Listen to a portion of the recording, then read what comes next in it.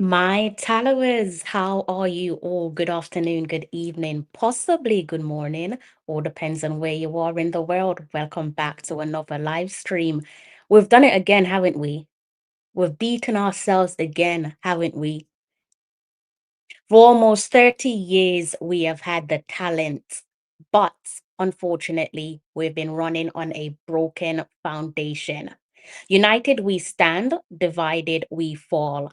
And the division, surprise, surprise, starts right at the top with the Jamaica Football Federation.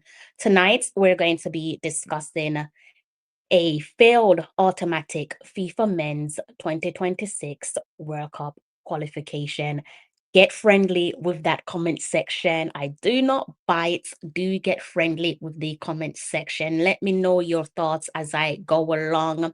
If you fancy joining me on my live stream, all you have to do is let me know and I'll share the link with you. Please do follow my house rules. Keep it short, keep it sweet. Be kind, be respectful to myself, to the guys in the comment section, potentially if I have anyone on screen with me as a special guest, and also to the people in the conversations about, tonight's occasion, the Jamaica Football Federation, the former Reggae Boyz head coach, Steve McClaren, the players, and like I said, to the guys in the comment section as well. We usually are nice over in this part of town. So let's try and continue with that the same momentum. All right. So where do we start? I think the perfect place to start is with that screen there right in front of us. I'm sure by now you guys are aware of the pathway. We're now into the dogfight. What all of us did not want, we're now having to deal with a dogfight.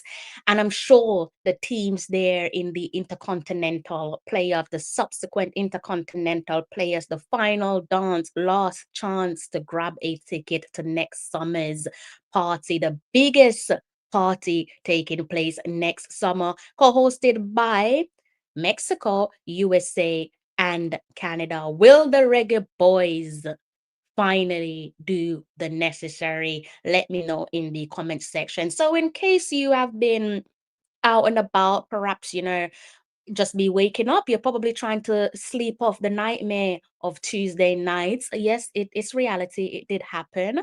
Might have missed this one. Some of you probably on the late night shift as well. And we all live in different time zones. So it's very easy to miss out on this one. So I'm going to bring us up to speed before I get to the meat of the matter as it relates to uh March's big showdown. Can't believe I'm actually saying that. But with regard to the pathway, there is two semifinals there, pathway one and pathway two.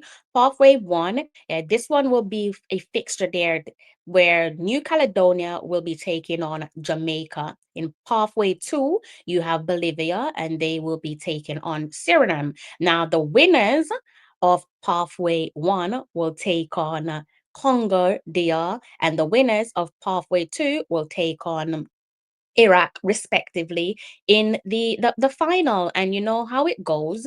You win that, and you're on your way to football's biggest party. If you've got a bit of a short memory, easy to forget things, March is the month 2026. From the 23rd to the 31st of March is when you're going to be finding out if your country, I'm not sure who you guys support, not sure if it's Jamaica, not sure if it's Congo, not sure if it's Bolivia, not sure if it's New Caledonia, Iraq, whoever. That's when you'll find out if you're going to next summer's big party. Do let me know what you make of the draw. Good evening to you guys there in the comment section. I hope you're in good health. I'm not too bad.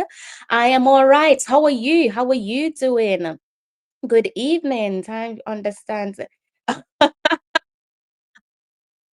So you've lost all hopes. I can't say I disagree with you. I understand where you're coming from. We won't make it to the World Cup. My therapist said I should avoid all things Reggae Boys for at least 2 years for my mental stability. Ouch. Well, let's get right into it then. I'm sorry to hear that. The Reggae Boys should actually be paying for your therapy, and I am so serious about that after what we've had to go through over the last couple of years. Can't say couple. I feel like I'm being kind. 28 years of disappointment, 28 years of heartache, 28 years of pure sadness. At least they're consistent, not in the way that we want them to be, just consistent. And you know who is consistent in the midst of all of that? The boys there in the hierarchy. And yes, we are going to be talking about the Jamaica Football Federation. But on a lighter note, the one thing that's made me smile, probably today, finally I was able to smile today, was the soup conversation really made me smile. And I was thinking, maybe we're looking at this from a different perspective. Let me know what you guys make of this whole soup conversation. In my opinion, I think there is some irony in the conversation, because it appears to be that irrespective of tournament qualification and pathway, regardless of how easy or difficult it is, we always seem to be serving up some soup.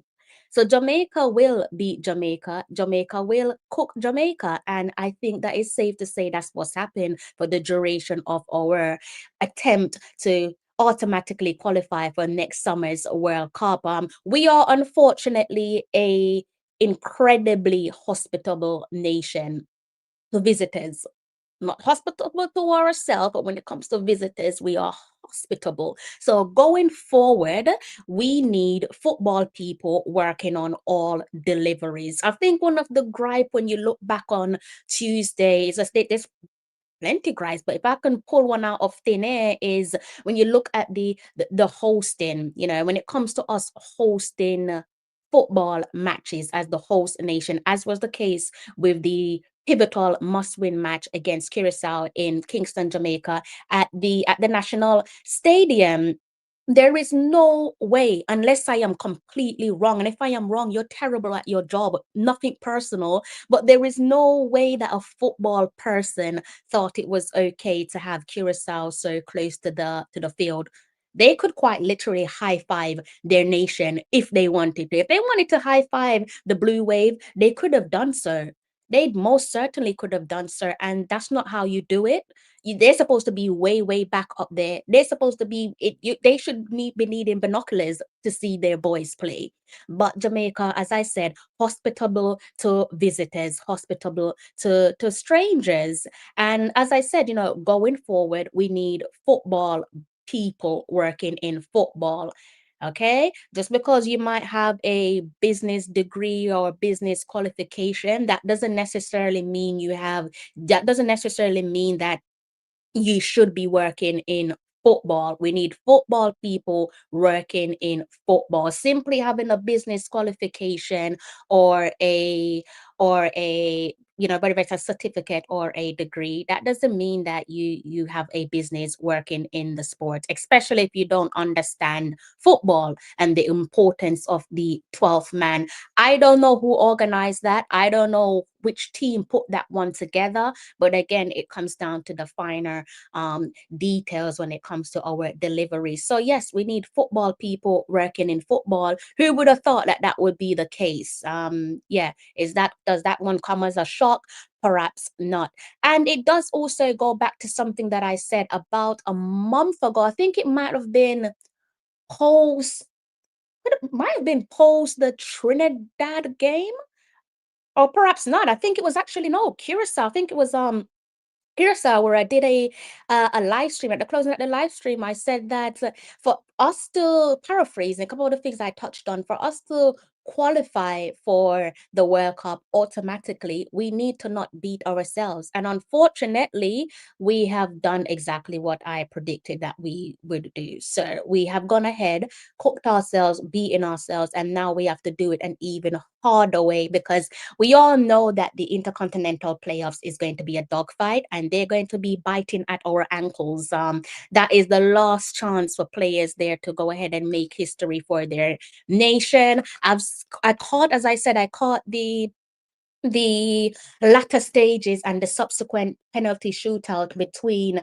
Nigeria and Congo, and my word, that's not going to be a walk in the park.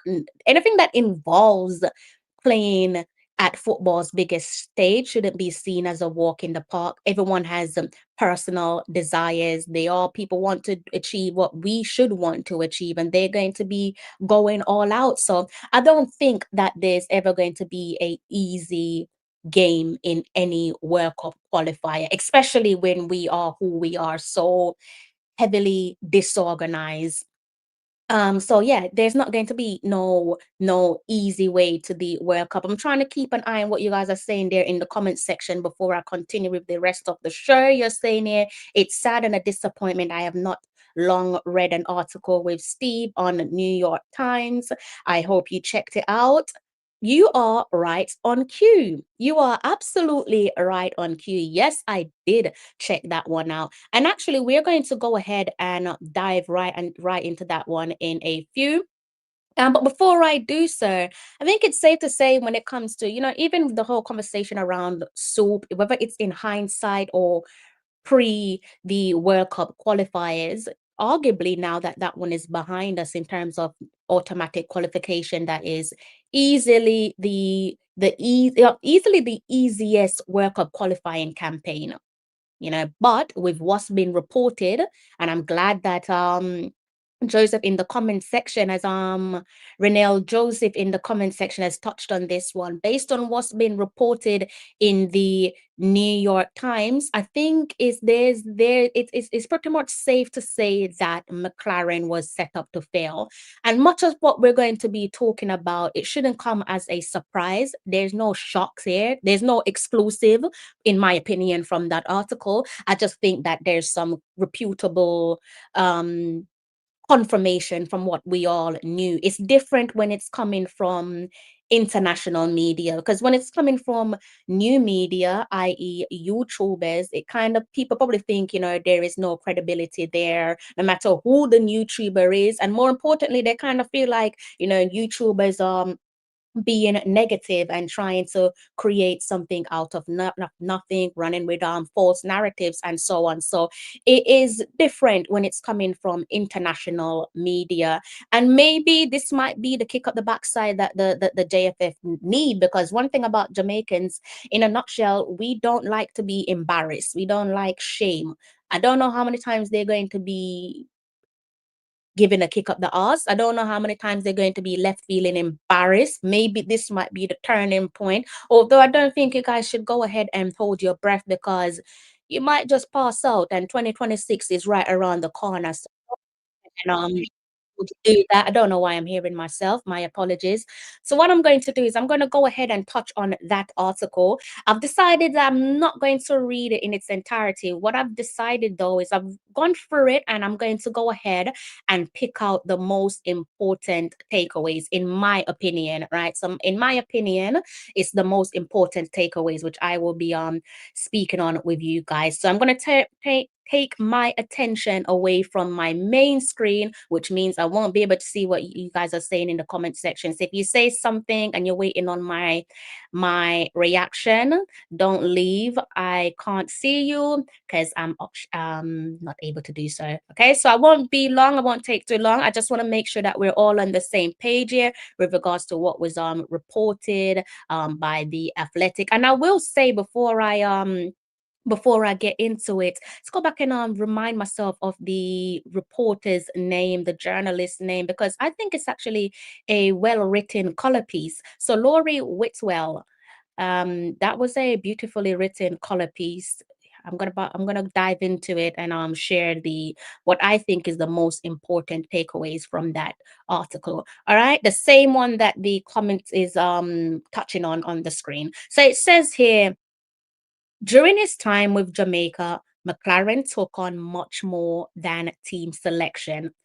Sources with knowledge of the situation, who asked to speak anonymously to protect their positions, explained how his role came to incorporate logistics. On several occasions, he intervened with when players and staff needed flights and hotels to be booked and paid for. In September, at the start of the second phase of the World Cup qualification, the JFF told the players that they would no longer cover upgrades to business class on flights to and from Jamaica. It had been the case that players' match fees provided the funding for the long haul journeys, but this was removed. As a result, players have covered the cost themselves to ensure they can lie down during long haul travel, which understandable, especially for those diaspora players there. I think when I'm traveling to Jamaica, straight flight, I'm looking at between 8 to 9 hours. You can't be sitting in economy. Definitely not when you're even I struggle, and I'm far from tall.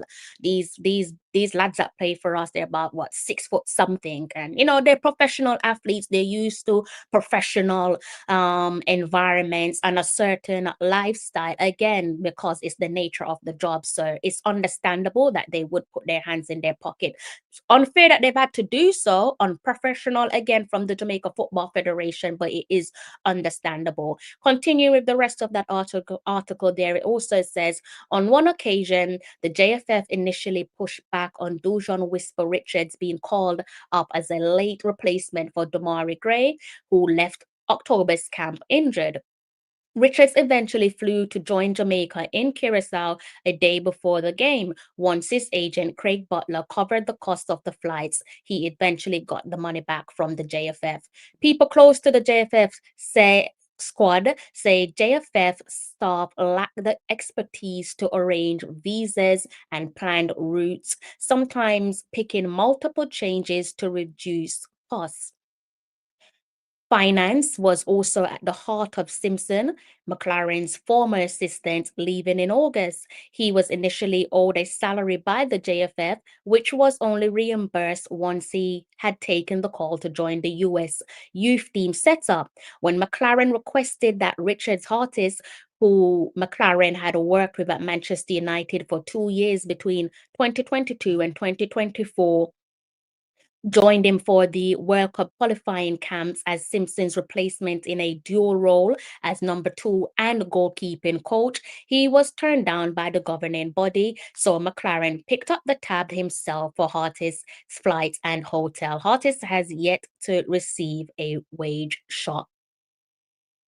The JFF has occurred a debt over the course of the past few years, which influences its decisions. World Cup qualification would wipe this out. FIFA has yet confirmed prize money levels for the 2026 World Cup, but in 2022, a total of 450 US dollars is equivalent to 336 British pounds at today's exchange rates was split between the 32 base teams on how far they progressed. The JFF has improved standards since McClaren has been in charge, upgrading training equipment and no longer conducting sessions on cricket pitches. But the use of widespread football technology, such as GPS training, is still absent. Not much longer to go there, guys. Again, I'm just reading the most important parts for you guys. Okay. It also says here there is the internal politics over which players should be selected and included. Those in the hierarchy have their preferences and communicate them, while stories of some players breaking curfew remain.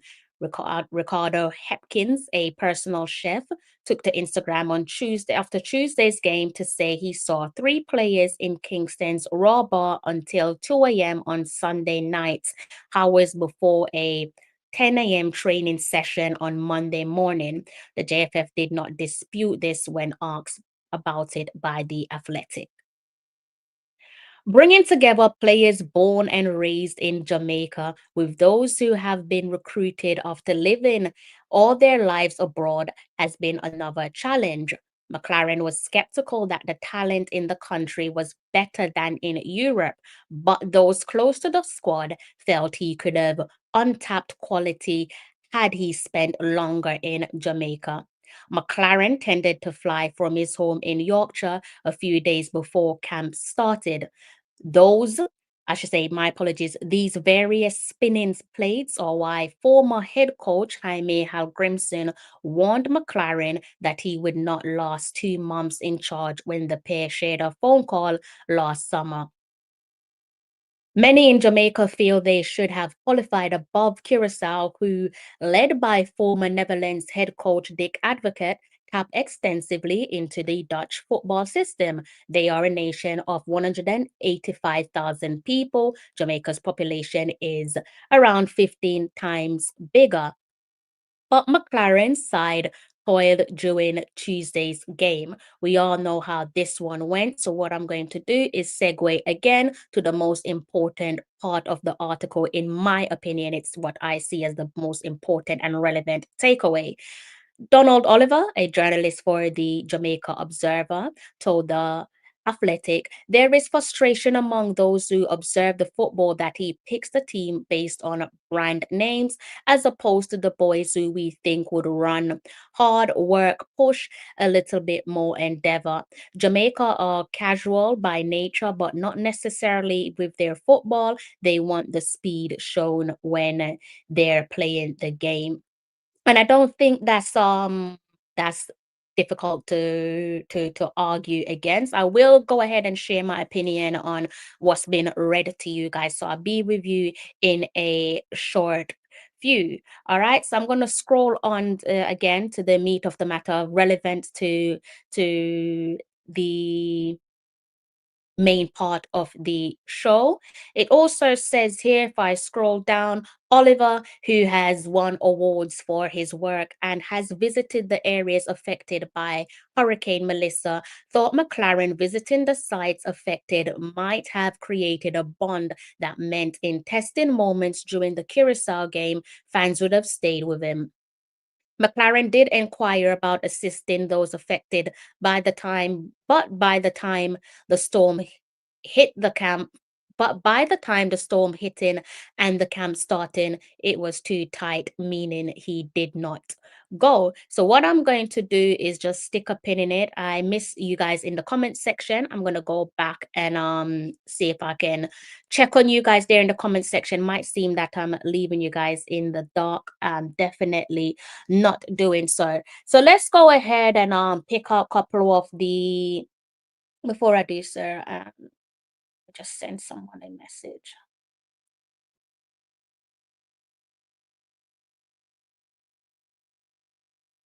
All right. So before I get into all of that, see what you guys are saying in the comment section. It was the easiest path this year. World Cup. My heart is broken. We will beat ourselves for the next game. It felt if the team lack if the team lock in for March, we will win, but I won't hold my breath. Look, I'm not even going to my mind is still all over the place. I kind of lost all faith, definitely lost all faith. If you guys are carrying the belief that they will qualify, I hope that they do. Part of me wants to believe that they will qualify, and I do believe they will qualify, and which is kind of weird. But I can't even say cautiously optimistic. I'm just feeling like I shouldn't buy into it. But of course, I will definitely be supporting them and hoping that they can go ahead and do what is necessary. We'll be getting onto the yes, definitely setting them up to fail. That's the next part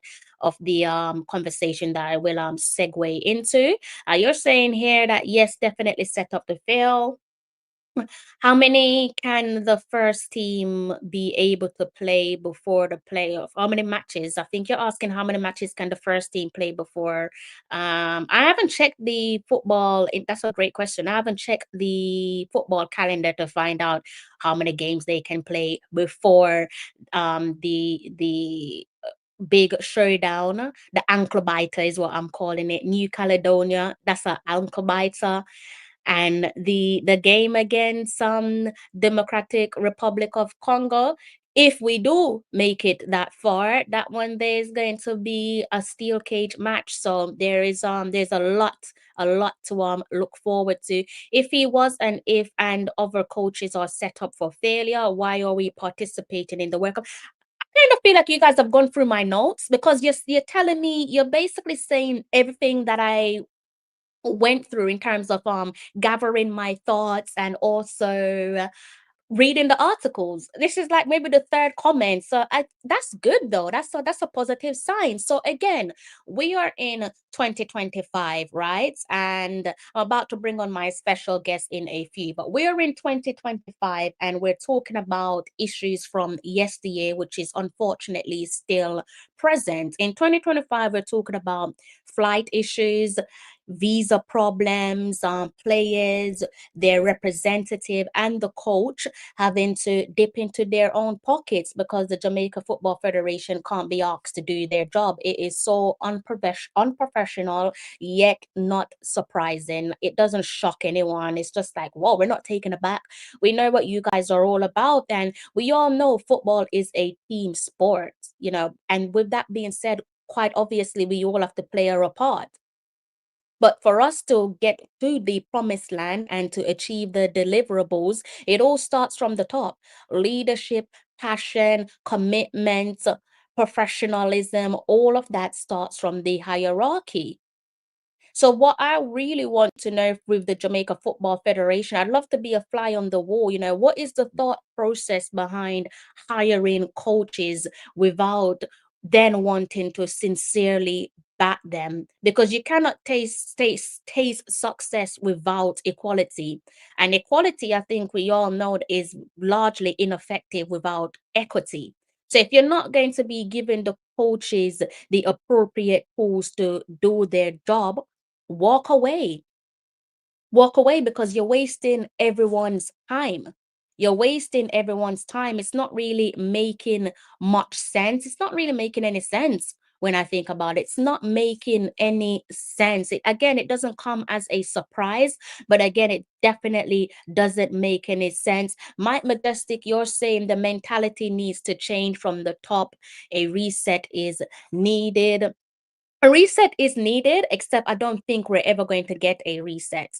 I don't think we're going to get a reset. Yeah, I agree with you. We do need a reset, but why am I hearing myself again? I don't think that that's going to happen because for how long have we been complaining about the same age-old problems? Again, it's a bit of a different take because it's now coming from international media as opposed to coming from local media or traditional press in Jamaica and new media in across the YouTube space because maybe they just don't respect us. But when it's international media, maybe that adds some weight to what they should be feeling, which is an abundance of embarrassment. But I doubt they'll be feeling embarrassed. You hit the nail on the head. We need to be professional. That is Mike Majestic. Oh, good day to yourself. Good day to all of you in the comments section. Owen, how are you? They set the coach up for failure to push speed to be the head coach. I swear to you that you guys are definitely. I need to be watching my back to see if my camera is on when I'm preparing myself for these shows. Because again, you guys are thinking along the same lines as myself. Now I'm gonna segue and go back to that article. A pimp named Slipback. You definitely took a peep on my notes. You can't convince me otherwise. You 100% looked at my notes. I don't know how the hell you managed to do that one, but you definitely managed to do it. I'm gonna go back and see if I can touch on a couple of the stuff here from this again wonderful color piece here from I think his name is Laurie Whithall. My apologies if I mispronounced your name or just completely didn't get it accurate, but I think that's his name. Nevertheless, he put together a really good color piece for the Athletic. You can go ahead and read that one in your own time. I'm trying to see if I can find. Okay, here we go. This is one of the things here that really stood out to me, and I wanted to touch on it again. I'm gonna sound a bit like a broken record. We've already touched on. Actually, let's start right here. So it says again, bringing together players born and raised in Jamaica with those who have been recruited after living all their lives abroad has been another challenge. McClaren was skeptical that the talent in the country was better than in Europe, but others close to the squad wonder who those individuals are. felt he could have found untapped quality had he spent longer in Jamaica. McClaren tended to fly from his home in Yorkshire a few days before camp started. So I guess the big one here that I want to focus on is this ongoing conversation around players born in Jamaica and players born in the diaspora. I for a nation with the national motto of out of many one people, we really should not be having this type of conversation. We really should not be having this type of ongoing conversation. I'm not really sure what the issue is. I can jump to a conclusion. I can assume what the issue is, but it's such a distasteful one. So I will say it again.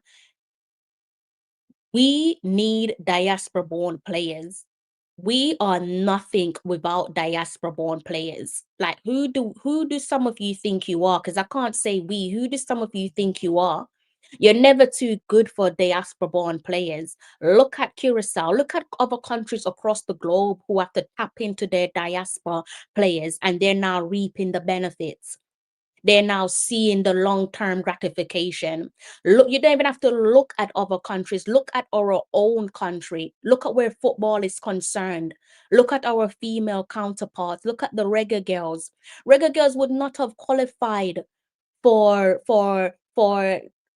the World Cup back in 2018. And they damn sure what that meant was you would not be sat here saying that they qualify for back-to-back FIFA Women's World Cup and the round of 16s without the heavy reliance of diaspora-born players. We're nothing without diaspora-born players. You're kidding yourself if you think you can put together a 23-player squad, 23-player squad, where it's just no diaspora-born players and taste success. You managed to do that. If Jamaica Football Federation managed to do that, because quite clear that's not what Steve McClaren would have wanted. You managed to do that, I shut down my channel. If you managed to take us to a World Cup with no diaspora-born players, not one, I shut down my channel. That is impossible. And we know that that is impossible. So why are we entertaining these conversations and why are we fueling these types of narratives? Stop the segregation, stop being hateful. Because whether you like it or not, diaspora born players are here to stay. They belong to us. They are Jamaicans. And based on my observation, whether it hurts some of your feelings or not, diaspora born players are more professional than Jamaican born players. Should we go back and look at the article? Should we go back and look at what the article says? Should we go back? There is internal politics, right? Over which players should be selected and included. Those in the hierarchy have their preferences and communicate them, while stories of some players breaking curfew remain. We've seen the pictures circulating on across social media, and I've yet to see one diaspora-born player in the circulation of said images. So I think what I'm saying in terms of who is more professional, it does hold water. You think a bunch of unprofessional players can take us back to the promised land, back to back, and not go there and get their asses handed to them? You think that that can happen? I would love to see you guys try and pull that one out.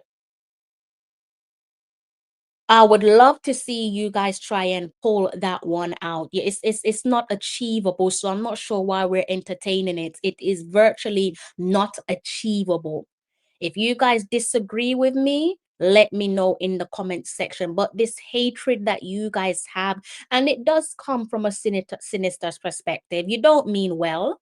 It's selfish, it's hateful, it's tactical, but it shouldn't exist because we need players from the diaspora to represent Jamaica. A pimp named said Slip Back said, "Don't be surprised if Speed coach the games in March." Said we need both. I think we do need both. I think you need to have that perfect balance, and you can have the balance. You can have the balance. Your female counterparts, the reggae girls, are evident of that. You can have the balance. You can have the balance.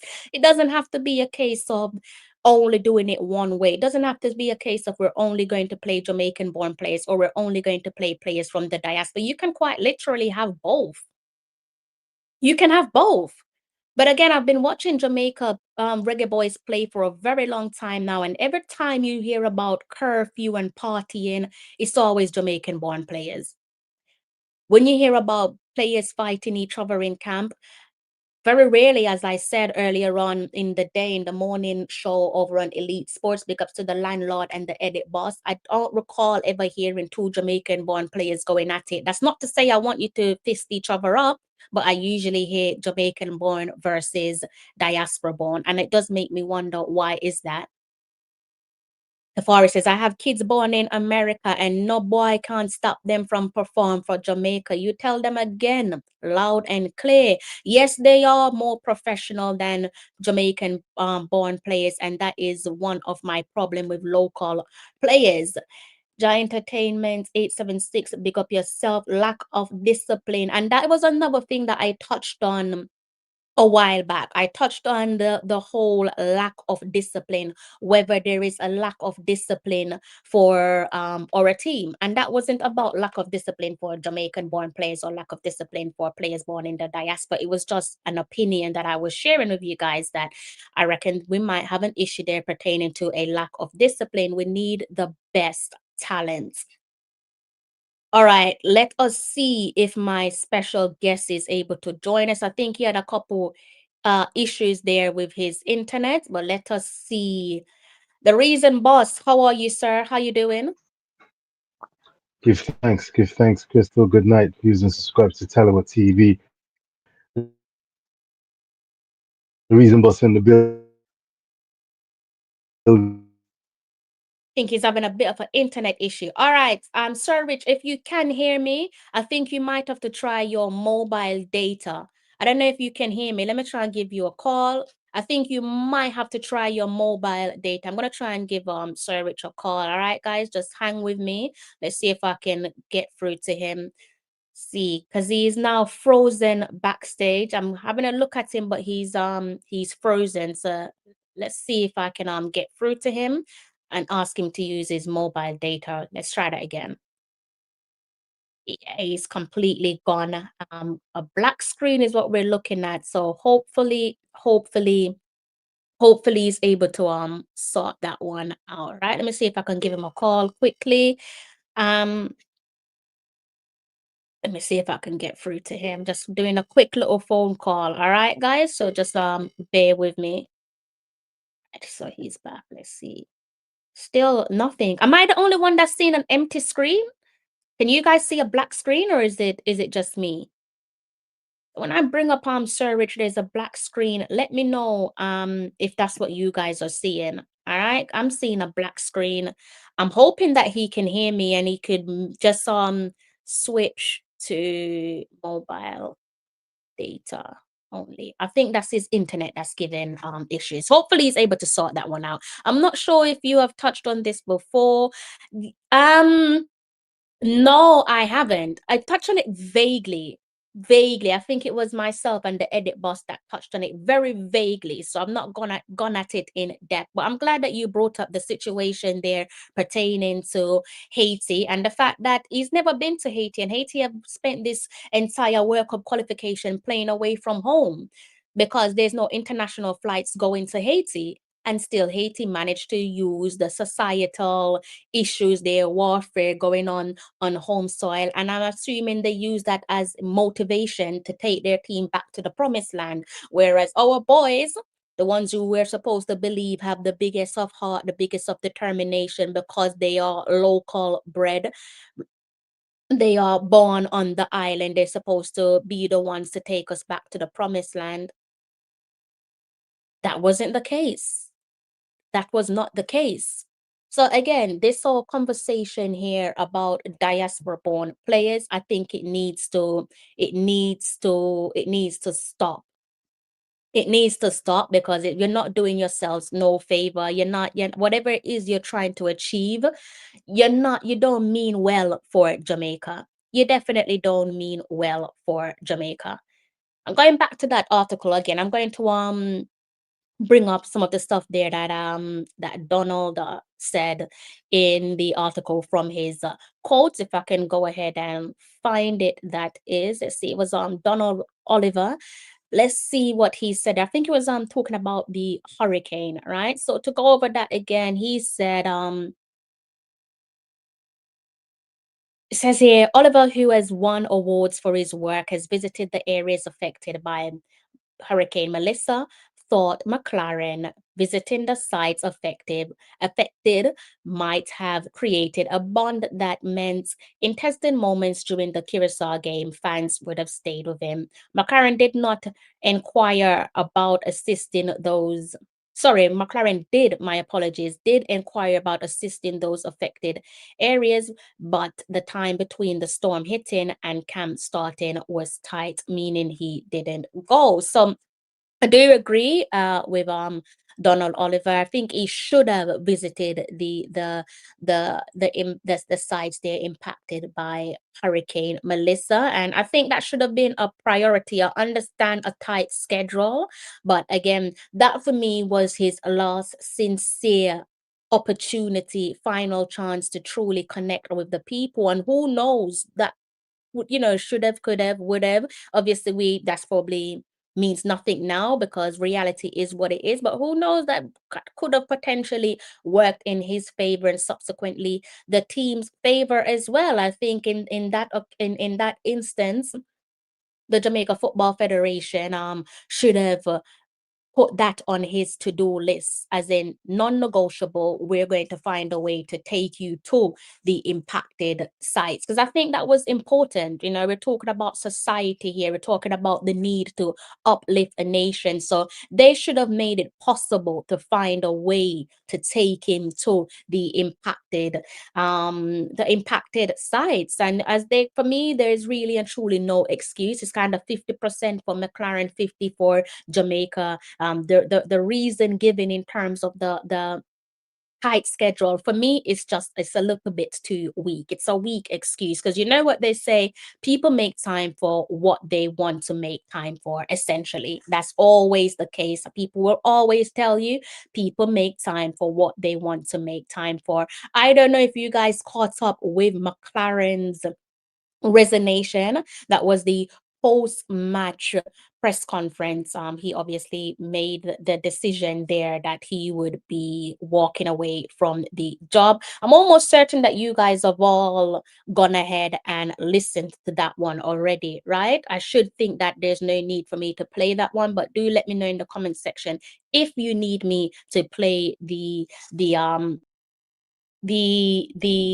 can't even think, the press conference there from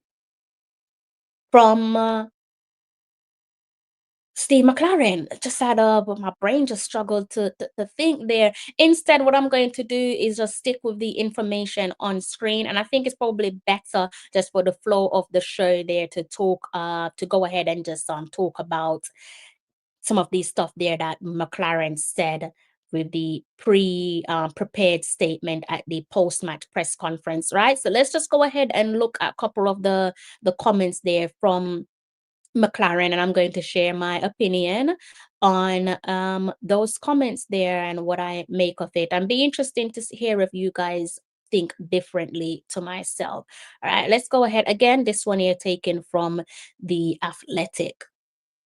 And just so we're on the page, same page for transparency, it says here, reading out a pre-prepared statement at the press post-match press conference. He said here, this is the gaffer, the previous former head coach of the Reggae Boyz team, McClaren. He said, leadership is a service. Tonight, I think the best I can do is stepping aside.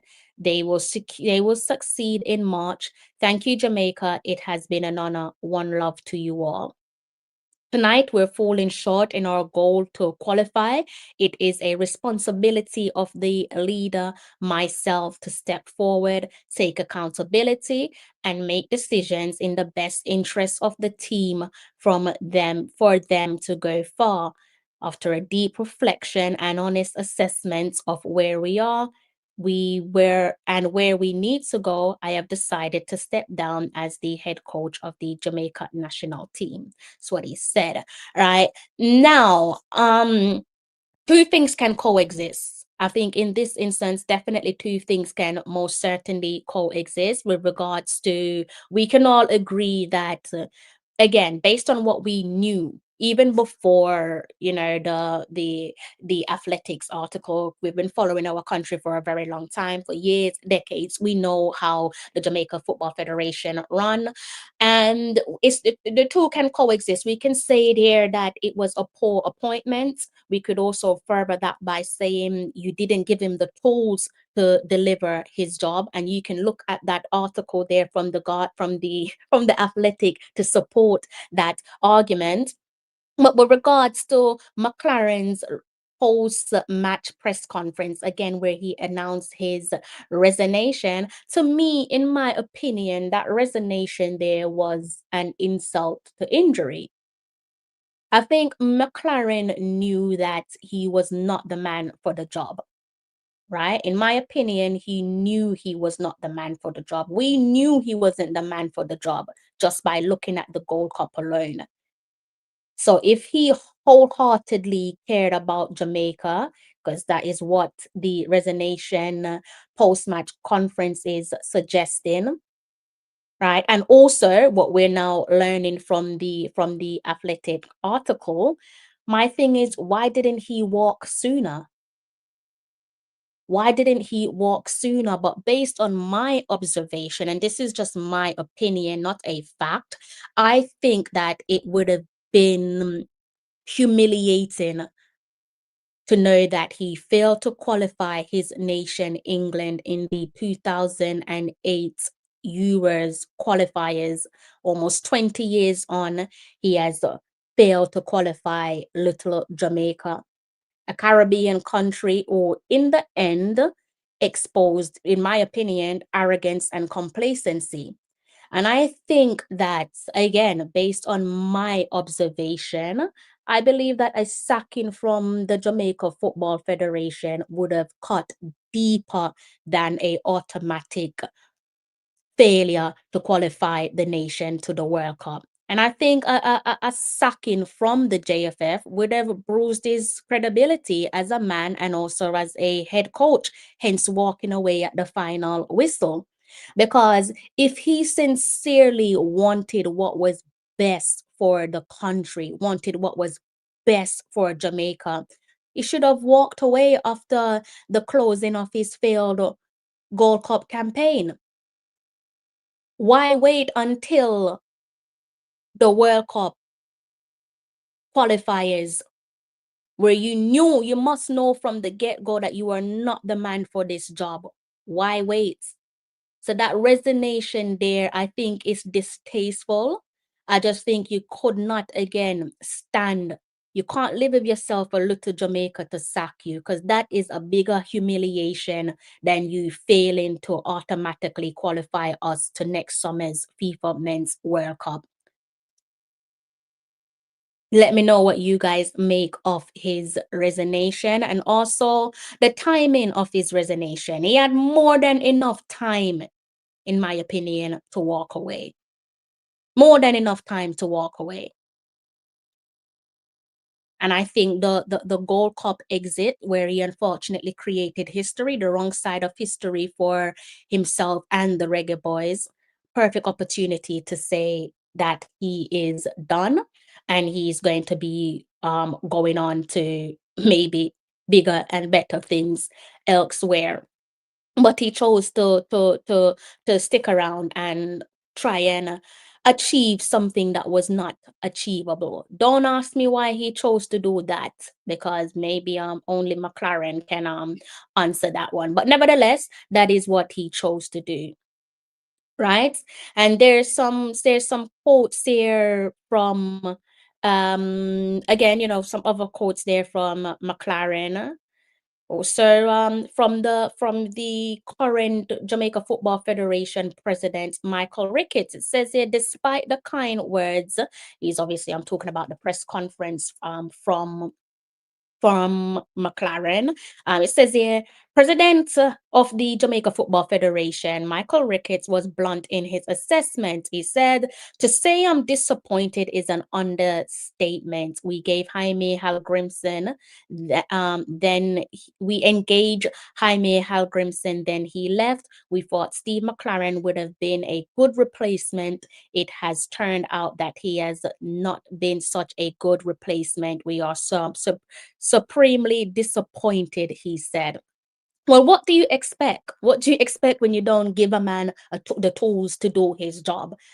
Like, what did you expect? Supremely disappointed. It just seems like it's just pure words. Again, you're disingenuine.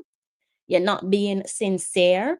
You cannot expect to a head coach. And now that we know these things, and we probably knew that before, to be honest with you, but again, now that it's being reported on, I think it's safe to say that why should he care? Because if the Jamaica Football Federation don't care, why should he care? Why should someone who is an outsider care about us and our people when our own people don't care about us?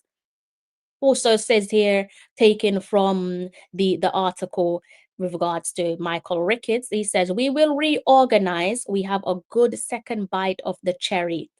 So words, isn't it? We will put things together and have a and of course have a emergency meeting with the technical staff, and we will put an interim coach in place. So does that mean it's going to be an interim coach in? Surely not. Maybe they're looking to squeeze in a few friendlies. I need to look at the football calendar for that one. Because surely you're not taking an interim coach to the dogfight, right? I just wish that Jamaica football, I wish us as fans were a bit more aggressive. I wish we were really on just moving mad. I wish we were really like, invested in protests and showing up at the headquarters and knocking on doors, not to hurt no one, but to, let people know that we're serious about our football. Football is therapy, football is escapism. And right now, these lot have us trapped in hell. And Jamaica is a hot place as it is. So can you imagine just being trapped in hell and you can't move? Is pure wickedness. It is pure wickedness. So Sir Rich is backstage again. He's gonna try and see if he can pop up on screen. Let's see if it's gonna work this time round. All right, let me give that another try. Sir Rich? Present. Can you hear me? Yes, yes. How are you? I am well, struggling. It's freezing cold, but the heart is warm and Yes. the desire is there. How are you? What's your thoughts on the conversation so far?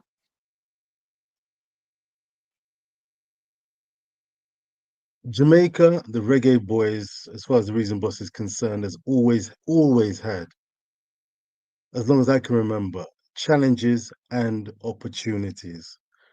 This particular opportunity was a gift horse in the mouth. It was harder, has been my stance. It was harder to miss this World Cup than to qualify. It was harder, let me repeat, to miss this World Cup than to qualify. It still may remain the case. We've got New Caledonia coming up. I've seen a little bit of New Caledonia. Jamaica should be able to defeat New Caledonia, certainly be competitive. I'm being generous. Congo will be a different case in point. We should have got the job done against Curaçao. We got the job done against Bermuda. We stuck. We stuck and didn't get across the line with maximum points against Trinidad. They're our main rivals, one of our main rivals in the Caribbean. It's tough. We've still got an opportunity to get to the World Cup. We need chins up. I saw a comment in the comment section where we need to be more professional overall as a nation when it comes to football. It's one of the challenges that Jamaica faces. Do we need heritage players? Absolutely. 100%. Absolutely. But what we need is one Jamaica. What we need is a team full of character, determination, a fair amount of skill. We know the midfield area has been a challenge. We know it's been a challenge, but under a coach that has got time and preparation to get the job done, we could be in a better position. Listen, Jamaica hit the crossbar and post 3 times. We were millimeters, inches away from a different scenario. Steve McClaren, as far as the reason was concerned, was employed and took on this particular job so he could have on his CV, I have taken I've taken the international team to the World Cup. That would have been a crowning glory for him. It was a proverbial open goal, Crystal. Viewers and subscribers to Chalawa TV. The reason boss saw this as an open goal. But football is a funny game. I have to applaud the small but Talawa, Curaçao. I've got a globe in front of me here, Crystal. Viewers and subscribers, I've got a globe in front of me. I still can't locate Curaçao on this globe. I can see where Jamaica is. Curaçao is smaller. 150, 556,000 people. Their achievements, with, it's got to be said, the vast majority of non Curaçao based players, vast majority of them Netherlands, Dutch based, but they came together as a collective with a professional approach, a heart, a mentality, a one nation under Dick Advocate and then Dean Gorey. And the way they performed, I tell you, I watched that game in its entirety. I say hats off to them to go into a heaving stadium. The fans of Jamaica turned out, football fans, non-football fans, passionate patriots turned out in force, 35,000 plus I'm hearing. And yet the job just failed to be done. But the damage was done a little earlier. Steve McClaren, I thought, was a good enough coach to get this job done. I've been mistaken, quite possibly, and I'm willing to take that on the chin. I thought that this was an open goal. Curaçao, Group B, this was the easiest group as far as the reason bus is concerned. But this is football, and Curaçao rose to the occasion. Trinidad tried to, failed. Bermuda also ran. We still are in it. The Reggae Boyz, Jamaica, are still in this World Cup campaign. It's not going to be easy, but New Caledonia, with all due respect, I think that is another proverbial open goal. Congo will be a different kettle of fish, but we are still in it. We are still in the competition. I reiterate, at the start of the qualification process with no Mexico, no America, no Canada, it was easier to qualify and harder to miss this World Cup. You've got to try extremely hard if you're a Jamaican squad related individual to miss this World Cup. 48 team World Cup expanded from 30, what, 32 or 34? A 48 team World Cup. There were countries that we've not heard. Cape Verde, Jordan, New Caledonia. If anyone out there knows where New Caledonia is, let me know. This is an open goal still, but the challenge is there, and we need to don our professional hats right now. I'm not in the camp that has been beating Steve McClaren. I don't feel that is professional. As a fan, I'm a fan. I'm a fan. I'm an armchair fan at a distance. I don't want to beat him. Why? Unnecessarily so? The jury's out. I'm willing to be persuaded one way or t'other, but I'm trying to be as professional, trying to be that 12th man, giving as much encouragement to the Reggae Boyz as possible. I've been a little bit underwhelmed. Being critical, sorry to interject, but being critical of a head Go coach ahead. that has left an entire nation not once but twice, and even more so while they're trying to recover from the devastating impact of Hurricane Melissa, where people have lost their loved ones, or people's life will never be the same, where people are traumatized and don't even want to hear the H word, let alone the M word. I don't think that's being unprofessional. McClaren beat himself. So criticizing him is not being unprofessional. McClaren beat himself. The Reggae Boyz beat themselves. This is something that I said to you a while back. We are, at the end of the day, football is a game of opinions. And if people don't want fans sharing their opinions respectfully, whether that's professionally or not, don't be part of football. Don't be a coach. Don't be a player. Don't be part of the federation or the association. because people invest their time into supporting you. People are paying to go to the football matches. People are paying to wear the shirts. We in the diaspora invest in a hefty amount of time, which has a subsequent knock-on effect. By the time you go to work, you look like a ghost. You've got bags under your eyes. You're tired. Your kids are devastated. Football is escapism. Football is therapy. So when you disappoint a nation in the way that McClaren and the Reggae Boyz did, no one can police people's response. Nobody can police people's response when people, especially when people are doing that professionally.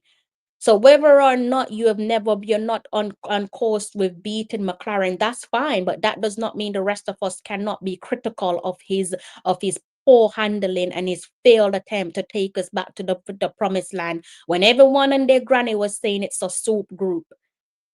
He will be criticized. And actually, we're being nice. His own nation had all types of name to call him. We're actually taking it easy on him. Continue there. You guys there in the comment section, Unseen Sports, big up yourself. All the guys in the comment section, big up yourself. Make sure you like and subscribe to Unseen Sports TV. Back over to yourself there, Sir Rich.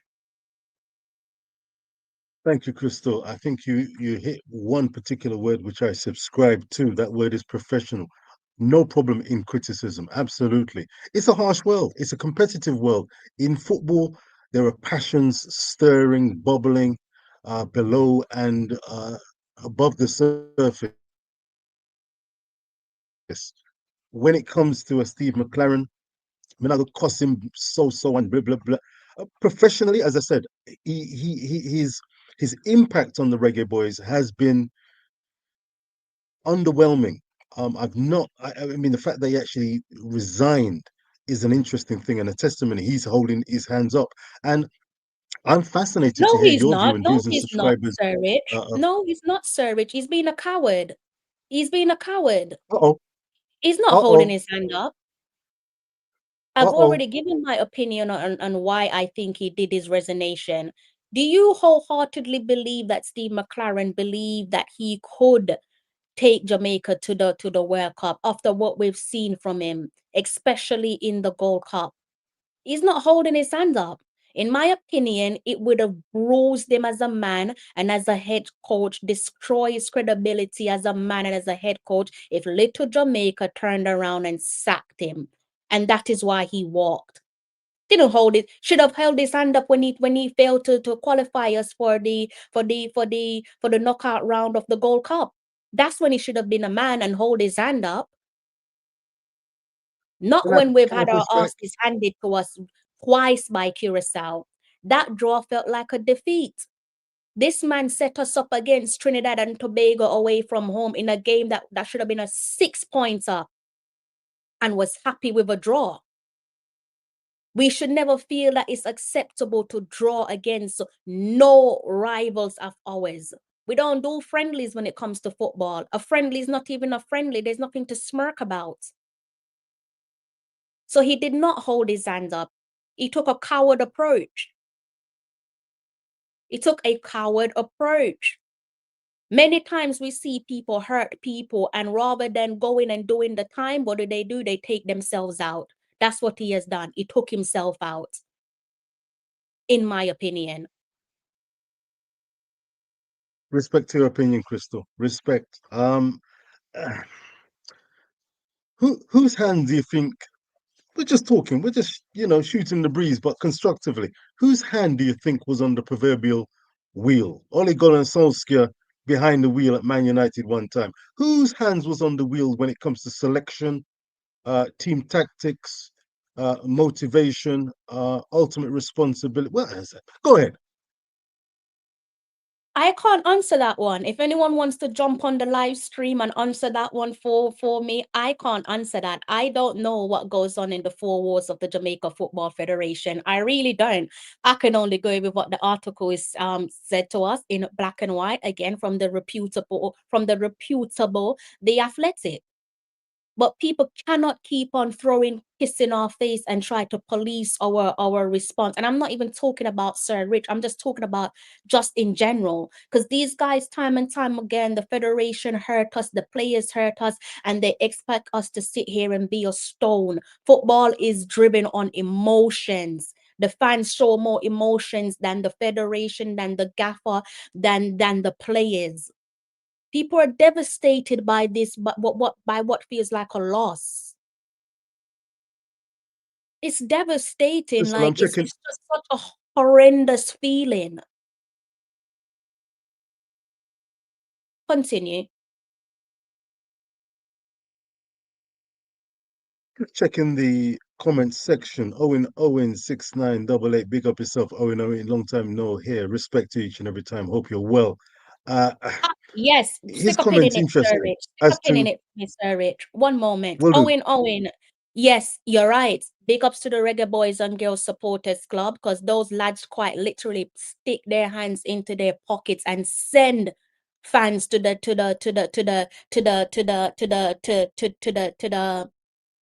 the national stadium, send bands to the national stadium, I should say, cheerleaders to the national stadium. So you can't look at those guys and police their response, because they quite literally are financially invested in their country. That's not the job of the Reggae Boys and Girls Supporters Club, but they've done it. That's something that the federation should do. So no one can look at those guys there and say you should tone down your response. You should turn down your emotions. At the end of the day, we're not robots. That's what makes us so beautifully unique. We're not robots. We're all. I think your football is a game of opinions. Nothing is wrong with your opinion if you're delivering it. If you're delivering it in a professional manner, as long as you're not trying to send people out there to hurt people. There's nothing wrong with sharing your opinion. It's a game of opinions at the end of the day. People have to understand that football is a language. Football quite literally save lives. Now, when you're toying with people staying alive, I'm sorry, you have to face the music for that. Do you know how many people turn to football just to keep themselves going so they don't fall into deep depression? And you guys are playing in our face and you think you can police our reaction. You cannot. You cannot police people's reaction when they are so invested emotionally and financially. I am sure you would have had people traveling from America going to the national stadium, taking time off work, their hard earned money, nothing to show for it. Nothing to show for it. So they have to face the music. They have to face the music. If they don't want us to be firm with our opinions, change your ways. Because we're not mad people. We're not going to sit here and just have a go at you when you're giving us something to celebrate. I'm not sure if Sir Rich is back, but at one point he turned off his microphone. I'm here, Crystal, listening. Checking out some of the comments as well. Uh, Let me just reiterate again. I mean, sometimes life fine margins. Three times the post crossbar hit. Curaçao stood up in football. As an Arsenal fan, I find it interesting sometimes when you have certain fans like to poke fun at Arsenal, and they say Arsenal, you should be winning every game. Should be winning every game. Well, there's something called an opponent in Curaçao, and I'm going to push back just a little, but I'm going to push back. I'm going to speak. Curaçao have created their own history. Curaçao have broken the mold. Curaçao have become the smallest country to reach a World Cup, beating the achievements of the likes of Iceland and Cape Verde. Curaçao were lively opponents. Curaçao scored two clinically well taken goals against Jamaica on artificial surface. Yes, but their play merited, their unity merited the victory. They were not chump change opponents. They came to the den of Kingston 35 5,000 plus. The atmosphere, as you quite rightly said, was heaving. The fans played their part. They were that 12th man. They were there in force. And you saw the reaction when Dujon Whisper Richards came bearing down into the penalty area, went down under a challenge. And let's be crystal clear, it was not a penalty. I heard some people saying penalty, even when they saw the footage in front of their eyes. I said, wait a minute, I'm not in for no ignorant business. But nonetheless, VAR, no penalty. The way Curaçao handled this situation and this game, I've got to say plaudits to them. Because, listen, Jamaica were heavy favourites in Group B. But Curaçao made it something to be fought for and to come away with a 0-0. And again, I say, they had one goal offside, but Jamaica, Cadamarteri, inches away. Dujon, if that defender had not got the ball. Shamar Boza, encouraging the fans. I saw him on the pitch encouraging the fans. He was up for it. I'm hoping that every player out there was up for it. Greg Lee, I saw him going through his routine pre-match, half-time. He's a man who leaves it on the pitch. Salutes to Greg Lee. Rose like a salmon, inches away with a header. But the quality of play in general for Jamaica has left me underwhelmed. For many years, it's left me a little underwhelmed. We've got a midfield issue, a cohesiveness issue. Coach Jaime has tried to tackle it. Tapper has been in and out. Now we've had Steve in and out. The funny thing is, and I don't know what you think, Crystal, Steve McClaren, it's an interesting one. When he said it at the press conference, viewers and subscribers, you remember when Steve McClaren said, I have every expectation and I believe the Reggae Boyz will make it through the playoffs and make it to the World Cup. I thought, wait a minute, Stevie. If you really believe that, why are you jumping ship? Is it because certain players are going to clubs hours before a big game? Is it because you don't have as much control over the team, organization, selection of players? Has he picked up on something and he's realized, you know what? I'm a dead man walking. Let me quit while I'm behind because the brickbats are going to be coming hard. If he really thinks Jamaica are going to make it, why not stay there? I think the boot was coming in, and whoever steps into the hot seat, it's another opportunity and challenging waiting them. Who, viewers and subscribers, do you think can take the mantle, sit in the hot seat? 2 games to go, World Cup 2026. We say New Caledonia and Congo, Democratic Republic style.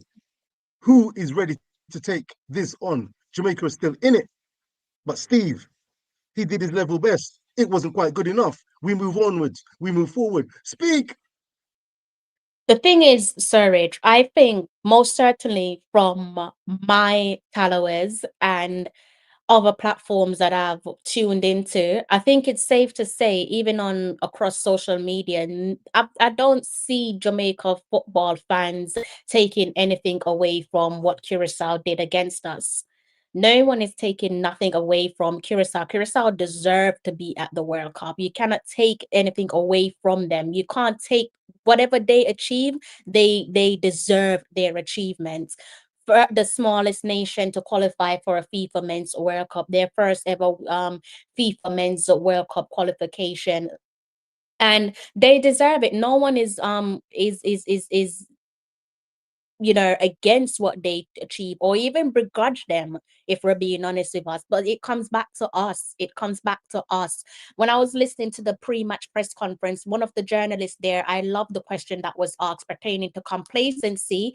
That is something that we've all discussed when it comes to Steve McClaren, and it clearly must have rubbed him up the wrong way, because guess what? The truth hurts. I don't think he liked that one. The truth hurts. And yes, you're going out with and complacency is one of the reasons why you decided that enough is enough. You didn't want to be sacked by the federation. That's why you walked. We were complacent against Trinidad and Tobago again when we should have beaten them. Trinidad and Tobago wanted to beat us. Dwight York wanted to beat us. The entire nation in Trinidad and Tobago, the Trinidadians wanted to beat us, but we did not get it done against our biggest Caribbean rivals away from home. We should have got maximum points against them, maximum points home and away. So it comes back to us. It comes back to us. We're just flat track bullies. We had all the strength in the world for Bermuda, and some fans were saying we shouldn't celebrate against Bermuda. Had we not beaten Bermuda 8-0 across 2 games, deja vu scoreline 4-0 apiece, we would not even be talking about the intercontinental playoffs. Think about that. That is how pathetic we are. That's how poor we are. That's how poorly we performed. This is a man that once said it's not about tactics. So he deserved the criticism. He deserves the criticism. When you compare us to Curaçao and we look at the game on Tuesday nights on home soil, again, a lack of clinical ability, shooting blanks. Yes, we hit the framework about maybe 3 or 4 times, if that. But look how long it took us to get going. We're seeing an abundance of long ball FC. It's called football for a reason. You're supposed to play with it. The ball is supposed to be at your feet. You're not supposed to be up in the air like you're playing basketball. Keep it on the ground. True ball is keep it on the ground. So when you compare those 2 matches there again against Curaçao, you're looking at a lack of clinical ability, shooting blanks. Yes, again, denied by the framework. But overall, we just weren't good enough. Overall, we just weren't good enough. So are we just a bunch of hard-day's pitney? Did you not learn anything against Curaçao? What did you learn against Curaçao, and why did you not implement that in the most important game of your lives? Why didn't you implement that in the most important games of your life? Instead, we're seeing long ball FC. And you spoke about us hitting the framework, the shots for a penalty, and so on. But Curaçao also found the back of the net. Yeah, that one was offside, but they still managed to find the back of the net. Why? Curaçao weren't playing it safe. Curaçao knew that they're not giving Jamaica a chance to come back. Curaçao wanted to find the back of the net, and they were determined to do so. And the biggest joke of it all is McClaren being beaten by Dick Advocate that prepared his team remotely. Dick Advocate worked from home. God bless his wife. I hope she's feeling better. I hope she's on a steady and smooth road to recovery. This man coached his side away from home. This man fine-tuned his team, prepared his team away from home, outside of Jamaica. At one point, I thought it was mind games, but it wasn't. We're dealing with reality and an unfortunate situation. And we got our asses handed to us by a head coach that worked remotely, that wasn't even on the touchline. How humiliating. And that is why he held his hand up and walked away. How humiliating. He created another story. He created another story to try and hide the bigger story. That is what he did. How humiliating. Dick Advocate managed to take his team, his boys over the line, and he wasn't even on the touchline. He wasn't even on the touchline. I don't even know if he was able to even phone into the team, because sometimes signal can be a little bit shaky. So I don't even know if they had a strong enough signal for him to talk to his assistant. Nevertheless, they were prepared. Probably didn't even need to make a phone call. They were prepared for Jamaica. Dwight York said he knew how Jamaica were coming to play against them. Dwight York said he knew Jamaica were coming for a draw. And people wanted me to believe that it was okay, it was acceptable to draw against Trinidad. Obviously, I can't see into the future. And it's easy for me to sit here and say, if we defeated Trinidad and Tobago, we would have gone to the World Cup. Not necessarily, but we would have put ourselves in a better position to qualify. Instead, we left ourselves one man short. That's quite literally what we did, handicap the team. For no reason, we handicap our golden opportunity. So he deserved a beating. He deserves a beating. because there's bigger stories than his resignation. Him resigning is not going to create a bigger story. Bigger story is you was beaten by a man that worked remotely. The bigger story is that you failed yet again. Almost 20 years later, you come and you fail in a different country. Little Jamaica. I see a comment And in the section, Crystal. I hear you loud and clear. Full respect to Telewa TV's Crystal Davis, who is not backward in coming forward, shooting from the lip and the hip and speaking. I salute Khalid. If we can't beat Curaçao, how are we going to beat other teams? Crystal, I'm going to say something controversial in certain people's ears. Others may agree. I think sometimes some Jamaican fans are on the delusional side. I think we overestimate the quality of our beloved Reggae Boys. If you look at it as the Jamaican national team, footballing terms, what you see, how many times have people switched off, been bored, not been impressed with what they're seeing? If you take off rose tinted glasses, Curaçao, as you've alluded to, were ready, prepared, and able to play ball if they had to, counter-attacking style to score the goal if necessary. Some people said they were in second gear, not even out of second gear, not drawing for third or fourth, because they needed a draw. And they were good enough to play for the draw. And yet, if they needed to score a goal in response or to set the agenda against Jamaica, they could have done it. I think sometimes some fans are delusional, thinking that Jamaica are entitled to get to the big dance. They've only the men's national team, as opposed to the Reggae Girls back-to-back World Cups, 2019, 2023. The Reggae Boys have only been to one solitary World Cup. The Scots have beaten Denmark 4-2, celebrating. Can't believe it. Absolutely elated, as I'm sure you've seen the pictures. You can't get enough of the Scottish. The Scottish can't get enough of it. To qualify, they have been through so much, and ironically, the last time they were at the World Cup was the same time the Reggae Boys qualified in 1998. Fitzroy Hall, Paul Hall, Sinclair, Tapper, shout to them, Goodison. Lord have mercy. It's not an easy road, but we cannot take things for granted. Curaçao played quality ball and scored 2 quality goals against Jamaica in Curaçao, deserved winners of that game. You can't take anything for granted. Right about now, we're going to have to get a reality checked. I'm seeing Shambolic is talking about Jamaica's going to get cooked in this playoff. Isn't that interesting? When we've got such quality on paper. And maybe that's the other thing as well. I'm waiting for that transition from the on paper to the reality. I must hold up my hands. If I said, or if you ask me, when did I see Jamaica playing some quality ball, passing moves, give and go, triangulation? Paul Hall. I've got a few minutes left, my sister Crystal, and viewers and subscribers. I've enjoyed the time together. My young son has given me the TV sign to prepare to wrap things up. I think he's been young watching some man, Prime Crystal in action. Oh, yes, the same one. Uh, it, we've been played off the pitch, but Paul Hall was getting a tune out of the Jamaican players. I remember it well. And ironically, in this game, I think it may have been against Peru. For some reason, I've got Peru in my mind.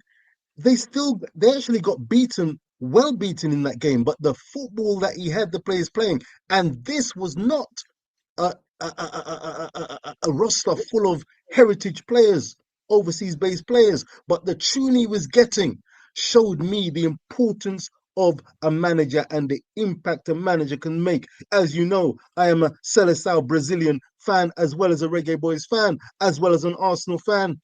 I've seen the tune that a quality manager can get out of players, the same set of players. Sometimes a few differences, but the manager makes a big difference.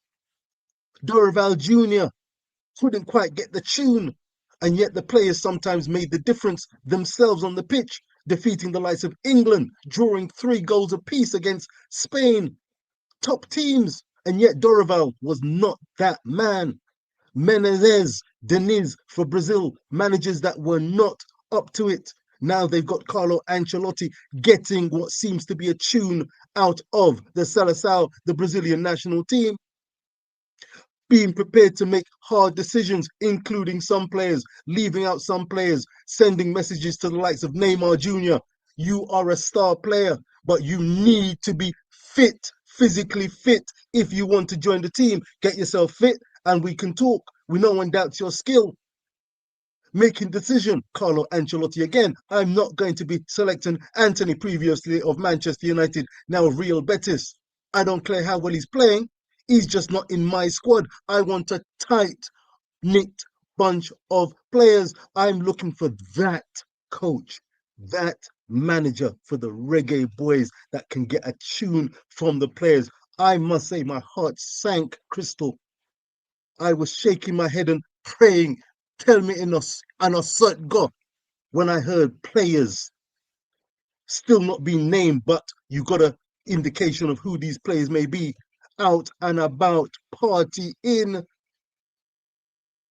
Is that professional?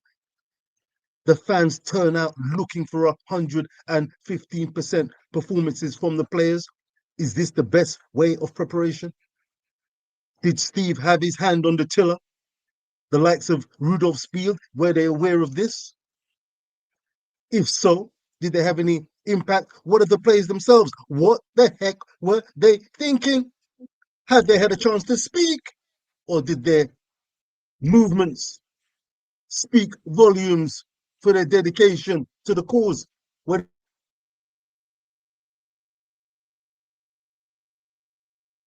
I think Sir Richard's gone for a brief second. His microphone they is still see? on. I think he's just his signal's dropping there, Sir Rich. Am I back in town? Yes, you're back. I'm back. So, so, I'm looking for that coach that can make the difference. Be that Mm. guy.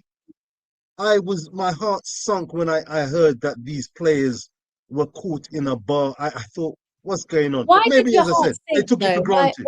Why did your heart sink? Because that's not breaking news, is it? It's something that we're used to. It's happened before. Unless we truly Well, put there our we foot go. down, it will happen again and again and again. So I don't Absolutely. I don't think you should be Absolutely. surprised.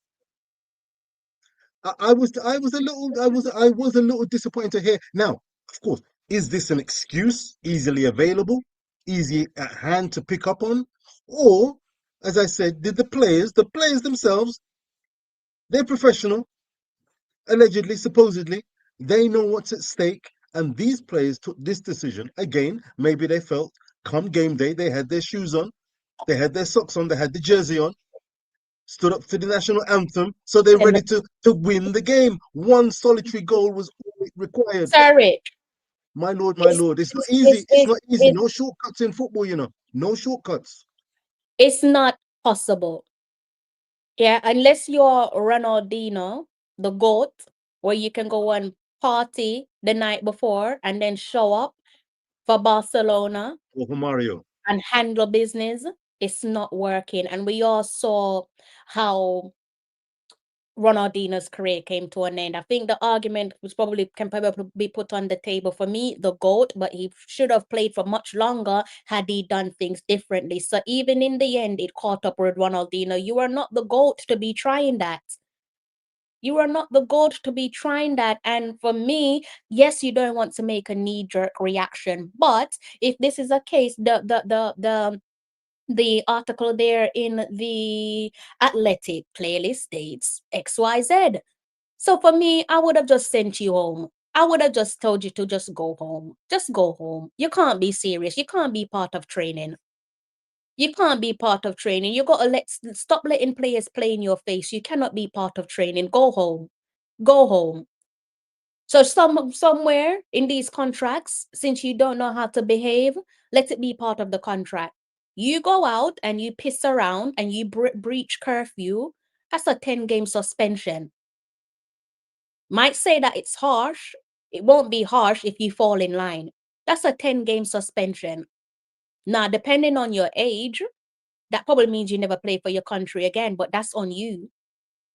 That's on you. Whether it's I'm telling you to go home on the eve of the biggest game of your career, so what? So what? You made that decision. It's too unprofessional. It's too easy. It's too easy. So what's going to come for the players who did what they needed to do? Are they going to go unpunished? To let them think that they can do it again, or to let others think they can do it again, or do something more of the same, because this is a running narrative. This is what Jamaican players do. This is what Jamaican born players do. This is what they do. They love to piss about. That is what they do. That is what they do. Is their bread and butter. So where is the suspension? What? You only have energy for Trevante Stewart? Have energy for the rest of them. Have energy for everyone. Have energy for everyone. It cannot be that. Doesn't matter how well Trevante is true. Puss and Dog don't have the same luck. Doesn't matter what whether you agree with what Trevante Stewart did. At the end of the day, from my understanding, it was both him and Leon Bailey. Leon Bailey has since made his way back. Puss and Dog don't have the same luck. So what will happen with the others who did what they felt was acceptable, breaching curfew? What will happen with them? Are you taking them to the dogfight? Do you think they deserve to go to the dogfight? So that's something that the federation should be considering. Do they deserve to be going to the dogfight? That's something we all need to be asking ourselves. And I know Sir Rich is going to be clocking out. So feel free to wrap up. I still have the rest of the show to get on with, but feel free to wrap up and also plug yourself. Let people know where to find you. One Love Crystal, the reason boss, Rich Po Sports, RICHPO space sports, Rich Po Sports. Always a pleasure. Happy to get any subscriptions, likes, passing through, touch base. It's always a pleasure. Crystal, Telewa TV, pick up yourself on 10K plus, growing day by day. The work you put in, the work that you put in. I wish that the Reggae Boys could be putting in. I hope they are putting in the same work with the same amount of dedication, professionalism, wearing their hearts on their sleeves. Would you, Crystal, viewers and subscribers, envisage a scene where a Jaime Halgrimson, who, hats off to him, has taken the Republic Island to the World Cup playoffs himself, big up to him, he jumped ship? I wondered why. Why jump ship when you've got a wonderful opportunity of getting to a World Cup with Jamaica, small but Talawa? And then Steve McClaren, imagine I don't know if it's consternation. Could he tell the players, listen, no partying? Or is it a case of, I'm an Englishman. Nobody, me can't even say nothing to them Monday. Me It's can't even not say it's nothing to not them Monday that. because them look upon It's me not and, that. It's not that at all. It's more constipation because oh, from what we can see, he couldn't give a SHIT. oh, oh, oh, oh, oh. That's what it is. Disbalance between being a manager and responsibility. He said, as a leader, let me go back to that press conference. As a leader, it is beholden upon the leader to take the brunt of the criticism as well as the plaudits. And he was going to take it on the chin. Let me just reiterate and just double down. You believe that you don't think he jumped because he was taking it on the chin, that he believed that he should have led this team to the promised land once again? You Do you, know darn well what that was he that's not the thinking? case. No, I've said it at least 2 or 3 times now. No, no, I'm not buying it. If you buy it, that's fair, but I'm not buying that from McClaren. Are there people inside the Jamaican camp, Crystal? Because I'm trying to square these arguments, these reasonings, these conspiracy theories, if you will, or the reality. The reality. Maybe this is stark communist reality. Who inside the Jamaican Federation, inside the coaching staff, with the opportunity to get across the line, defeat Curaçao, pick up 3 points against Trinidad and Tobago, which fair dues, 85 minutes played, one up, goal by Ronaldo Cephas. And yet, who in the Jamaican JFF and inside the coaching staff would want to sabotage, hamstring their own team, their own they themselves a chance to make the 2026 World Cup? I was listening to the likes of Talk Sport, giving the opportunity. If you gave the opportunity to any nation, be it Italy, Poland, Kosovo, sweet jam down Reggae Boyz themselves, all you need to do over 90 minutes plus time added on is defeat your opponents, Curaçao, at home, and you are automatically through to the World Cup finals. You bite off hands, arms, ears for that opportunity. This is what was before Jamaica. Are you telling me that there are people other than Mr. McClaren who also, according to certain theories, were keen on Jamaica not getting to a World Cup? And if so, why? Speak. This is, like I said, it's such an unfortunate situation to be in, such an unfortunate situation to be in. But yeah, there's plenty of work to be done, but we definitely there's so much changes that needs to take place immediately before the closing of the year. It looks as if they might be trying to look. I need to look at the football calendar to see if friendlies are possible, and also if that means it'll be an interim head coach, which does make me wonder who that interim head coach could be before they subsequently make a permanent appointment, which I think is a bit backwards. Why? You might as well let your interim head coach go to the dogfight. Essentially, what you want is your permanent coach doing the friendlies if you have time to squeeze in some friendlies, which I trust that you should be able to do that between now and March. So hopefully it will be a case of the permanent coach is there to fine tune his squad, identify his players, his identity, implement them in quick succession, and go to the dogfight and hope for the best. Could I take the opportunity to big up the likes of First Responder, big up yourself, Mr. Special Edition, big up yourself, Jerome, who said that he should have gone right after the Gold Cup. Big up yourself each and every time. I can see that Mr. Special Edition is saying they Ireland haven't made the World Cup yet. What the point I was making there is I wondered at the time, why did Coach Jaime Hallgrimsson decide to leave the Reggae Boys? As far as the reason was is concerned, again, the biggest opportunity, as far as I was concerned, was this: you can make history. Be the coach, be the manager of the Reggae Boys. Qualification to the World Cup. It's harder to miss the World Cup. And the way that the draw presented itself, if Coach Jaime didn't see the opportunity at that time, because he's still got a challenge as far as the Republic of Ireland job is concerned, he's done well. I mean, goodness me, what a victory over the likes of Hungary, 3-2 victory. Hats off, 2-0 over Portugal. This is a manager who was with the Reggae Boys. He stewarded, take that to the bank. He stewarded a victory over Portugal, Cristiano Ronaldo and company, Neto and company, Bruno Fernandes and company, Troy Parrott and the Republic of Ireland team had had notes being found, and Coach Jaime not getting a lot of plaudits over in the West, and yet he is the coach of the Republic of Ireland. But the opportunity, as far as I'm concerned, Crystal, I must say, the Gold Cup, I've heard people saying he should have gone after the Gold Cup. To me, the Unity Cup as well, you can take that to the bank as well. I personally felt the bottom line was, and I'm not saying the Gold Cup meant nothing or the Unity Cup meant nothing, not at all. Far from it. Fans pay good money. There's a history where the Gold Cup is concerned. So I too wanted more from the Reggae Boys at the Gold Cup.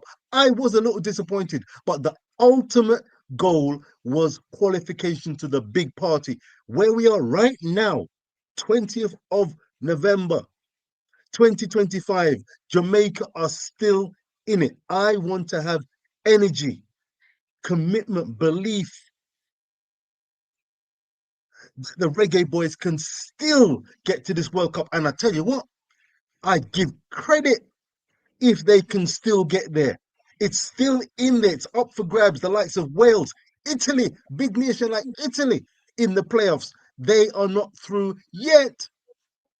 Poland, not there yet. Congo, not there yet. We've got a we've got a chance to put a little fly and be that fly in the ointment. Jamaica can still make the World Cup. It's not, in other words, all gloom and doom. Can we learn lessons? I know that you are someone who likes to take lessons, learn, grow, develop your knowledge, your awareness, empathy, understanding. I'm hoping that Jamaica can do it. Alas, there are certain vested interests that seemingly make those opportunities more challenges than opportunities. Listen, I'm getting the flash from my lovely son. Yeah. One and ride. Like, share, subscribe. Reason Boss, Rich Po Sports in the building with the one and only Crystal Davis of Talawa TVs. Uphill and down Dale. Crystal, you put the work in. That's why the likes of Ricardo Media touch base with you. This is why the Reason Boss of Rich Po Sports touches base with you, because you are not shooting just from the lip, but from the hip, and you are a star. Reggae Boys, do Crystal proud, do Mr. Special Edition, Owen, Shambolic, one and all, do us proud, do yourselves proud. Fix up and look sharp. Rewind and come again in March. New Caledonia, and then Congo, one step at a time. You've got the chance to rewrite history. Do it the right way. There's still time. There's still hope. A prayer will go up from the Reason Boss. You've got the wind in your sails. You've still got an opportunity to create history. 35,000 plus at the stadium. It's a sight that the Reason Boss in London, England will not forget in a hurry. All they wanted to see was an invitation reached out and offered officially to the Reggae Boys. Curaçao took that ticket, punched their ticket to the World Cup automatically. There's still a journey, there's still a story, there's still tunes to be written around Jamaica and how we made it over into 2026 World Cup. One and ride. Jamaica, fix up and look sharp. Fix up and look sharp. We need a new boss. We need someone at the helm. And we need the JFF. We need the staff. We need the players themselves to have that energy, that pure energy, that desire to make themselves and us proud. Hurricane Melissa came through. Now, how about you? Come through, come through, come through. Crystal, peace and love. So, Rich, thank you so much for joining my live stream. Always a pleasure sharing the screen with yourself. And again, guys, look out for Rich Post Sports on YouTube. Give his channel a follow, like, and subscribe to his channel. We're going to be chopping things over up on his channel on Saturday. Not sure about time yet, but do look out for that one. We're going to be doing a live stream together on his channel on this coming Saturday. So do go ahead and look out for that. I hope you enjoy the rest of your evening. It is about 9:45 now, so he's probably going to go and have maybe, I don't know, tea. He's probably going to go and have some tea and some biscuits, knowing him. So I do hope that he enjoys the rest of his evening. See what you guys are saying in the comments section. Before I love you and leave you, I still have the final part of my show to discuss. And like I said, you guys definitely read my notes for the show. You read my running order. That's like the first time that's ever happened. You guys literally went through my running order accurately. Is mad. That's never happened before. So let's go ahead and talk about the final topic of discussion. Pick up all of you guys there in the comment section. All right. Trying to keep an eye on all of your comments. I'm definitely not ignoring any of the second part of the live stream before I love you and leave you. Who will be the next head coach? That is the big question on everyone's lips, isn't it? How many times have we been here in the last decade, guys? Someone in the comment section, let me know. Big question again. Who will be the Reggae Boyz next head coach?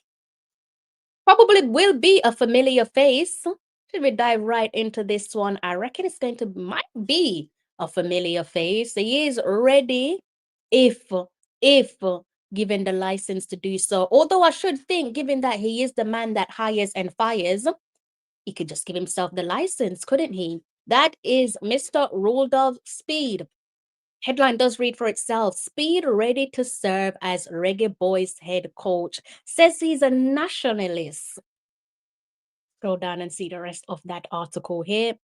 Head of the Jamaica Football Federation's technical committee, Rudolph Speed, said he is willing to take over the head coach job if asked for the two crucial playoff games as the Reggae Boyz are drawn to play New Caledonia on March 26, 2026.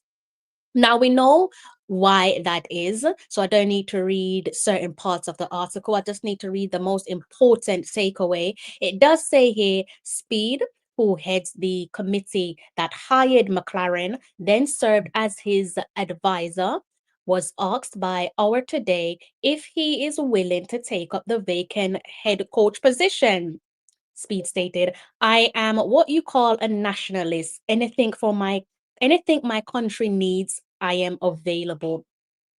The man who coached Cavalier to the Caribbean Cup title in 2024 noted that Jamaica's draw against New Caledonia in the intercontinental playoffs is not an easy one. It's a tricky draw. There is no easy teams in the world, he pointed out. Now we have to do some work and start preparing and find out what New Caledonia is doing, then Congo. Our focus will be on them. It's an opportunity for us. So we just have to grasp it with both hands.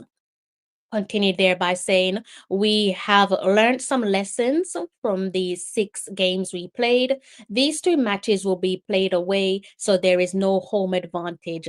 So this is good. We have another opportunity. We just have to work harder, said Speed. And that is how that one concludes. Now, I do have another article to go through before we close off on the show. Big ups to you guys in the comments section. I will read out your comments there before I close off. All right, let's go ahead and bring up another article. It's my final article for tonight's live stream. All right. So, big headline here from the Sports Illustrated. It says, sources, ex-Canada coach John Herdman being considered for Jamaica job. Herdman, who has insisted the Canada soccer drone scandal is behind him, is a contender to replace Steve McClaren as Jamaica manager. Former Canada's men's national team manager John Herdman has emerged as a serious contender for the Jamaica men's national team job, sources tell Sports Illustrated. Again, we all know why that is, so I don't need to read out that particular paragraph. I will continue with the remaining section there of what was written. Herdman, 50, coached Canada through Qatar 2022 World Cup qualifying, helping them advance to the tournament for the first time in 36 years. Under his tutelage from 2018 to 2013, Canada arose from 95th to crack the top 30 in the FIFA Men's World Ranking for the first time. The English-born manager left the Canada role in 2023, that's of August, taking on the managerial duties with MLS club Toronto FC before signing in November 2024 after a single season in charge. My apologies, before resigning in November 2024 after a season in charge. Continues here by saying his departure from Toronto came amid the fallout of a Canada soccer investigation sparked by the drone spying scandal at the 2024 Summer Olympics, which saw Canada's women's national team suffer a points deduction. I'm sure we all saw that one, right? Bev Priestman, among others, lose their roles with Canada Soccer. We touched on this one vaguely at the time, don't really need to go into much of that, so I will continue with the rest of the article. After, it says here, a further disciplinary hearing conducted by a three-person panel independent of Canada Soccer ended with Herman receiving a written a admonishment, what does that say? Admonishment, my apologies, admonishment in March. The chapter is well and truly closed, Herdman told the Canadian press earlier this year. He said, I made my case very clearly to Canada's. One moment, guys. The chapter is well and truly closed, Herdman told the Canadian press earlier this year, stating, I made my case very clear to Canada Soccer, and their response was not even a yellow card. That was the outcome, a letter of admonishment. So do let me know how you guys feel about those news there that I have just basically given to you guys. All right, I will continue with the rest of the article. Herdman has been adamant that he is not out of soccer for good. However, the ideal opportunity will have to present itself, uh, and has not since leaving Toronto. Sources confirmed that he had been approached by clubs in England and Canada, as well as an international side outside of CONCACAF. Conclude with that article. It also says here he has taken the year off. He has taken the year off professional coaching to get away from the spotlight and spend more time with his family in Vancouver, including his son Jay Herdman, who plays professionally for Calvary FC of the Canadian Premier League. We know about Calvary, don't we? I'm just wearing to get back, he stated. And it's just picking the right opportunity, whether it's an international or club. Herdman told Sports Illustrated columnist Henry Winter in May. I've got a specific skill set. I like that transformational opportunity where you're able to bring something back from the dead and build it to become something quite historic. Herdman's speciality has been team and culture building and rallying a strong group to perform beyond the sum of its parts, as he showed with Canada on the road to the 2022 World Cup.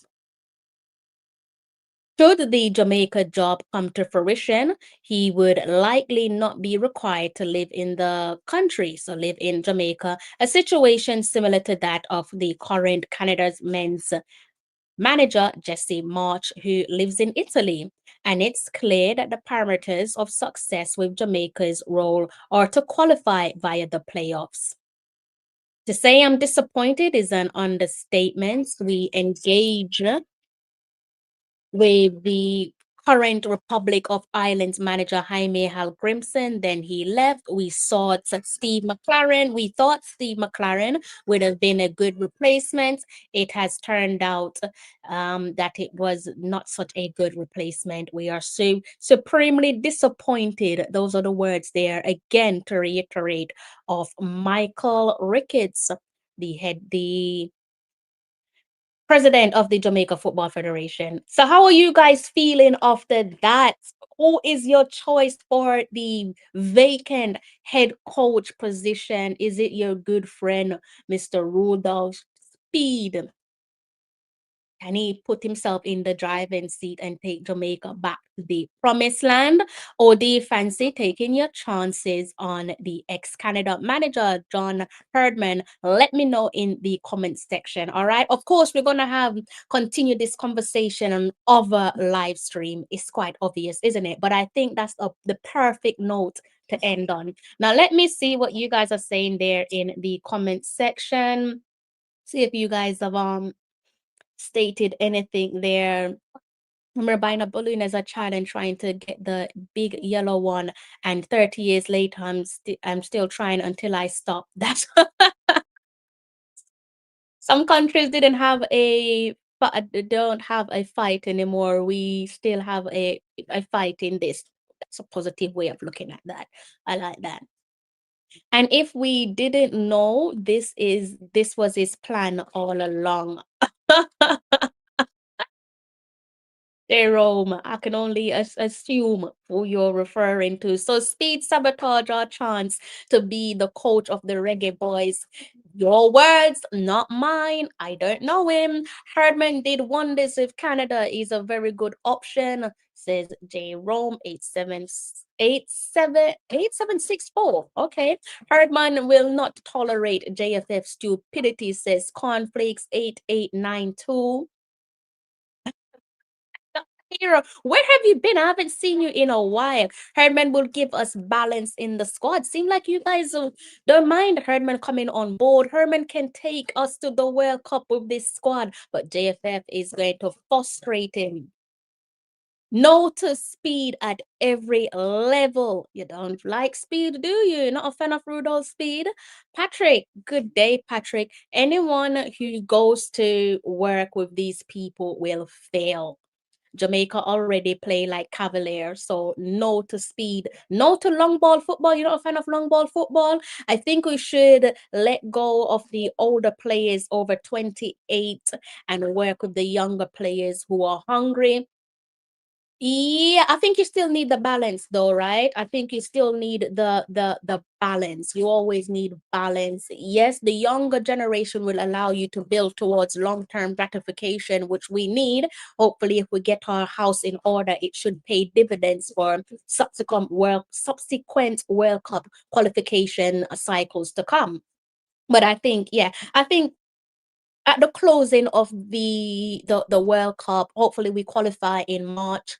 After we go to the World Cup again, pending qualification, I think you won't be seeing a lot of these older players anyways, because I think it'll be time for a change of the old guard. Will they have the necessary tools for success? If not, then it's a waste of time. Exactly what I said earlier on. I'm always here listening. Oh, God bless you. And I hope you guys have hit the like button. You guys have done me dirty. Like at one point, there was like 80 plus of you, 57 of you have hit the like button. If you've not hit the like button, what are you waiting on? It does not cost you a penny.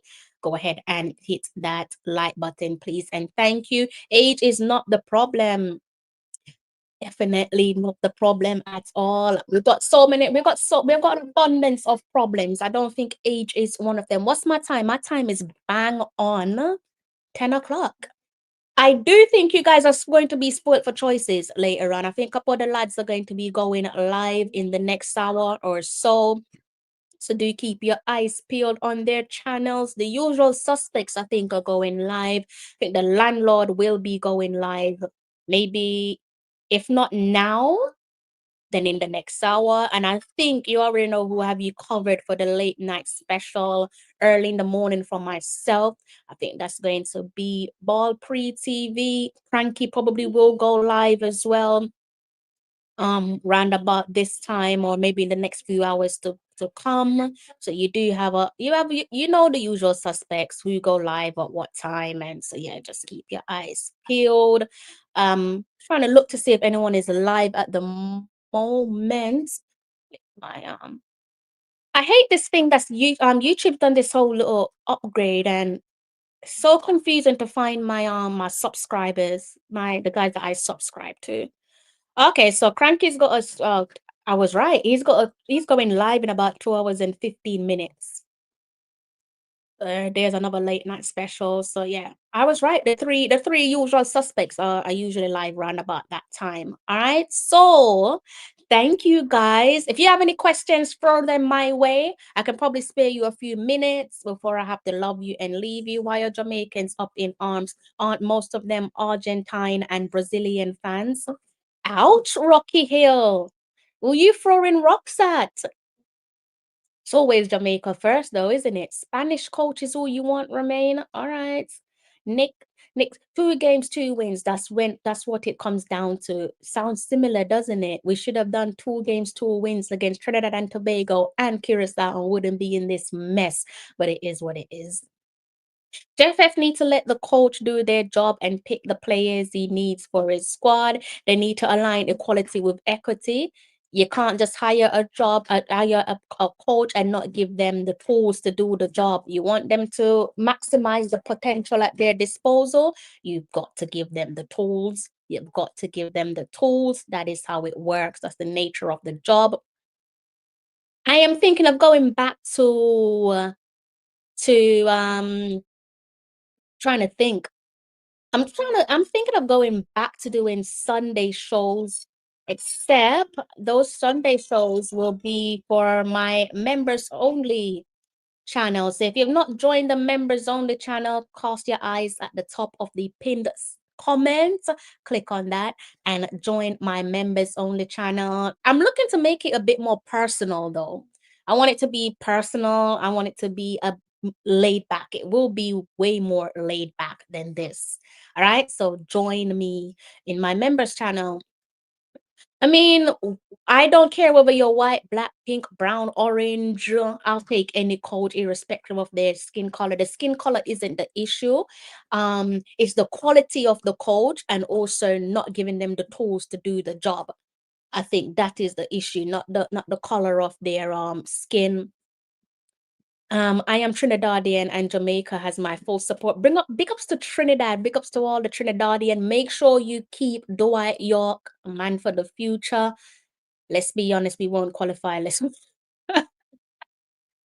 My overall thoughts: disappointment, disappointment, disappointed, upset.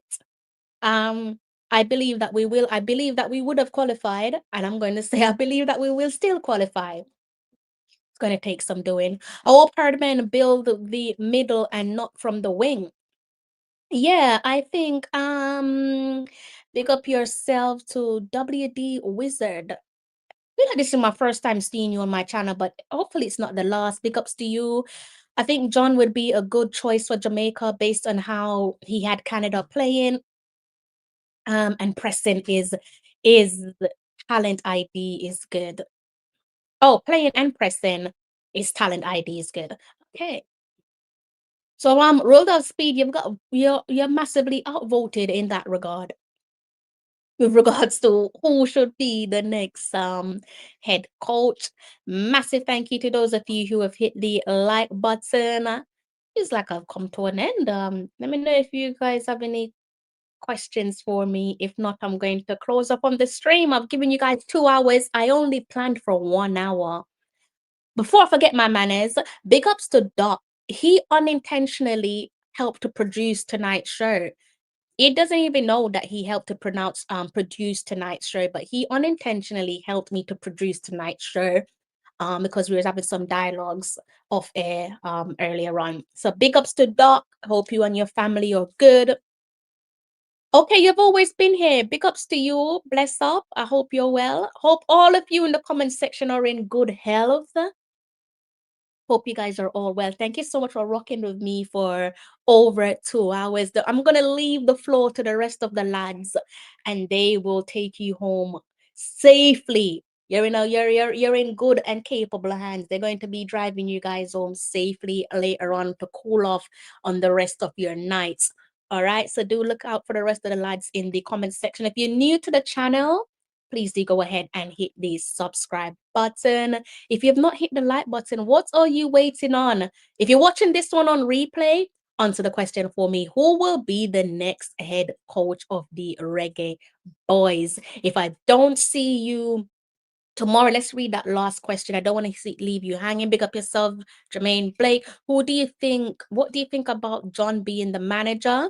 I don't want to feed you guys nonsense, so I need to digest this one.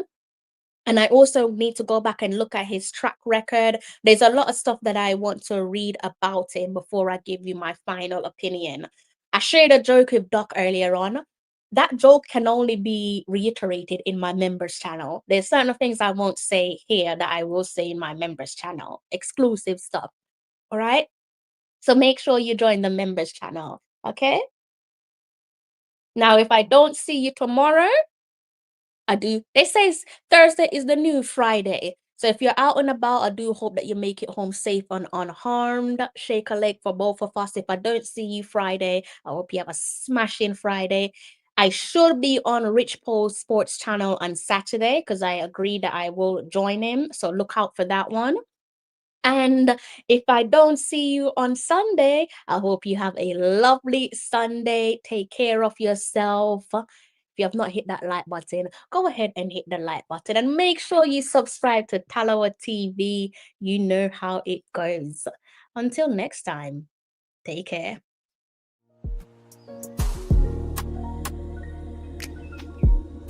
We built this out of love, out of pride, shining a light from the island to the diaspora to the world. A golden beacon of sports, music, and everything in between. The very best of Jamaica. We're little, but we're Talawa.